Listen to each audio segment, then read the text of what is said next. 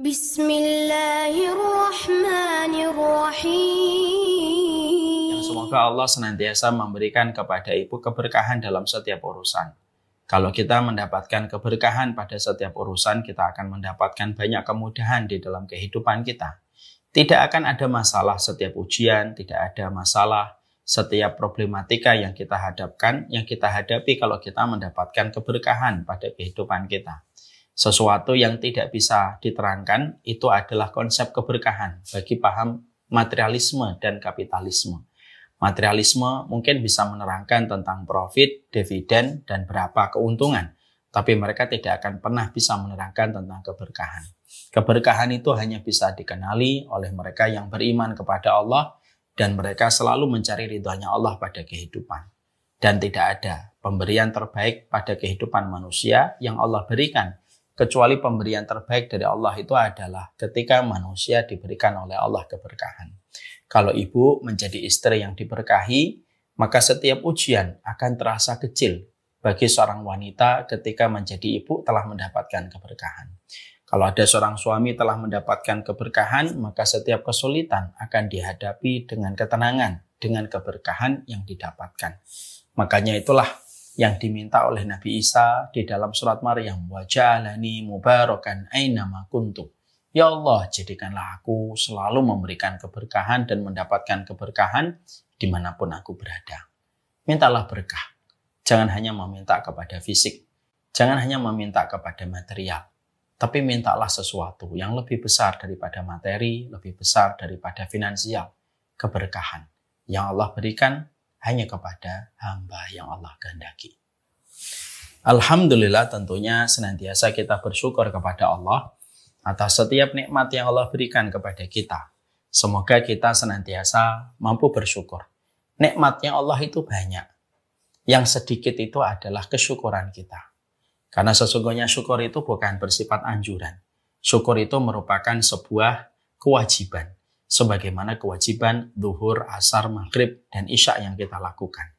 Syukur itu bukan kembali feedbacknya kepada Allah, tapi syukur itu feedbacknya kembali kepada kualitas diri kita. Allah menyampaikan di dalam surat Luqman ayat yang ke-12, wa may yashkur fa innama yashkuru li nafsi. Siapapun yang dia bersyukur terhadap dirinya sendiri. Karena bersyukur itu self-love. Bersyukur itu merupakan cara kita mencintai kehidupan yang telah Allah berikan pada kehidupan kita. Yang salah bukan apa yang baru kita dapatkan. Yang salah bukan apa yang telah dicapai orang lain. Tetapi yang salah adalah ketika kita kurang memberi makna pada setiap kenikmatan yang sudah Allah berikan kepada kita. Kadang-kadang mata yang suka banyak melihat, terutama di sosial media, menjadikan akhirnya hilang kenikmatan pada apa yang telah kita peroleh ketika kita sudah membandingkan. Karena dengan membandingkan terasa kurang dan minus setiap nikmat yang sudah kita peroleh. Inilah yang menjadikan kita bersyukur. Bersyukur itu jangan dianggap sepele. Bersyukur itu jangan dianggap sebelah mata. Bersyukur itu berat. Bersyukur itu tidak gampang. Dan bersyukur itu sama beratnya dengan kita bersabar. Kita kalau bersyukur pada sesuatu yang banyak itu wajar.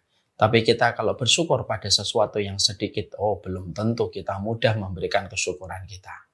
Makanya Ali bin Abi Thalib, beliau berkata bahwasanya definisi ketakwaan itu apa? Ketika bersyukur pada sesuatu yang sedikit.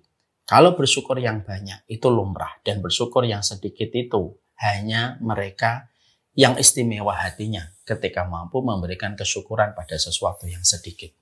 Maaf ya ibu-ibu, kadang-kadang nikmat kalau ditambahkan kepada kita, kadang-kadang standar kita bersyukur itu menjadi tambah rumit dan banyak syarat. Sadar atau tidak sadar? Semoga kita paham ini.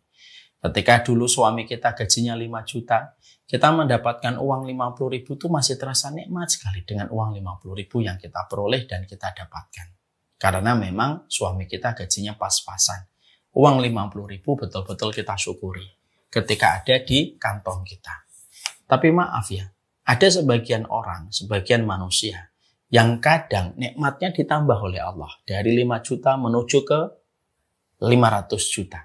Akhirnya ketika syukurnya, ketika nikmatnya bertambah, syukurnya itu jadi tambah sulit. Yang dulunya 50 ribu sudah bisa bersyukur, kadang-kadang ketika gajinya sudah terlalu besar, uang 50.000 sudah tidak lagi disyukuri. Karena apa? Bersyukurnya itu jadi tambah. Kalau ada uang 200 juta baru saya bersyukur. Kalau mobil saya sudah Alphard baru saya bisa bersyukur. Kalau saya sudah bisa pelesir ke Eropa, saya baru bisa bersyukur. Padahal dulu, dia kalau bersyukur itu tidak punya syarat. 50.000 dia bersyukur. Ada makanan yang memberikan ayam dia bersyukur. Kenapa? Karena bersyukur pada sesuatu yang banyak itu lumrah. Tapi bersyukur pada sesuatu yang sedikit, itu hanyalah hamba terpilih yang mampu melakukannya. Nah, inilah yang menjadikan kita bersyukur. Bukan hanya pada yang banyak dan surplus. Pada kehidupan kita, kita betul-betul belajar bersyukur pada apa yang Allah berikan kepada kita. Sesungguhnya menu kehidupan kita sebagai orang beriman itu cuma dua. Sabarmu tanpa tapi, syukurmu. Sabarmu tanpa tepi, syukurmu tanpa tapi.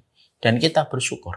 Syukur kita tanpa tapi. Tidak perlu syarat apapun di dalam kita bersyukur. Inilah yang menjadikan kita bersyukur dalam setiap perjalanan hidup kita.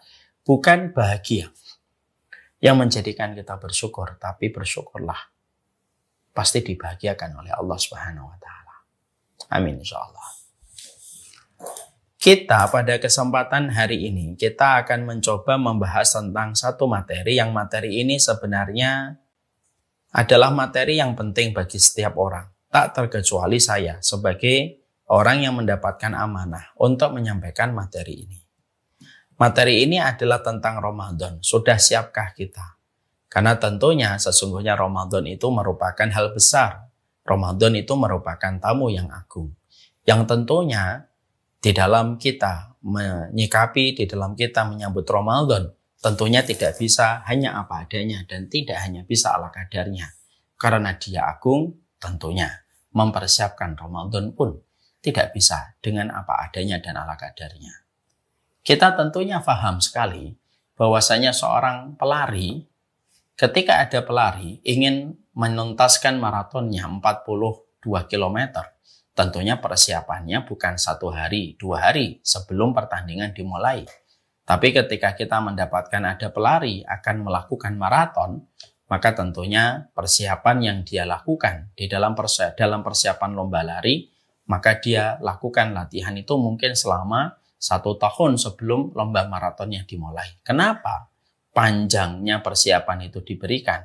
Karena sesungguhnya mempersiapkan lomba itu karena sesungguhnya perlombaan itu sebentar. Tapi persiapan pada satu perlombaan yang besar itu membutuhkan persiapan yang panjang.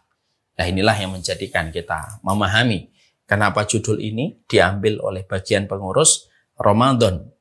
Seberapa siapkah kita? Karena memang penting. Memberikan pertanyaan itu bisa mengevaluasi kita, sekaligus pula memberikan perenungan untuk kita. Inilah Ramadan. Sekarang mari kita bahas Ramadan kita. Ibu-ibu yang semoga dirahmati oleh Allah Subhanahu wa Ta'ala. Tentunya kita paham bahwasanya Ramadan itu memiliki sebuah keutamaan yang sangat besar. Tidak ada yang bisa menandingi keutamaan Ramadan dalam beberapa aspek dan beberapa sisi, serta keutamaan yang melekat pada Ramadan. Membicarakan Ramadan sebagaimana membicarakan Nabi Muhammad di antara seluruh manusia dan di antara Nabi dan Rasul. Keutamaan apapun yang dimiliki oleh manusia tidak mampu menenggelamkan keutamaan paripurna. Keutamaan paripurna itu ada pada diri Rasulullah yang disebut dengan Khatamul Anbiya'i wal Mursalin, penutup para nabi dan para rasul. Membicarakan Ramadan itu sebagaimana membicarakan matahari di antara bintang-bintang yang bertebaran. Sinarnya yang berlimpah ke bumi kita berpijak dan hidup menenggelamkan matahari itu menenggelamkan semua bintang-bintang yang ada. Karena itulah kekuatan dari matahari. Membicarakan Ramadan sebagaimana kita membicarakan Nabi Yusuf di antara 11 saudaranya. 11 saudaranya tidak ada yang menjadi rasul, kecuali yang menjadi rasul hanyalah Nabi Yusuf alaihissalam. Itulah keutamaan Ramadan. Karena sesungguhnya Ramadan itu bukan waktu biasa, tetapi waktu yang memiliki histori sangat kuat di hadapan Allah Subhanahu wa Ta'ala yang kita sembah di dalam penciptaan ketika menguasai alam semesta. يا ربي شكرا هديت قلبي شكرا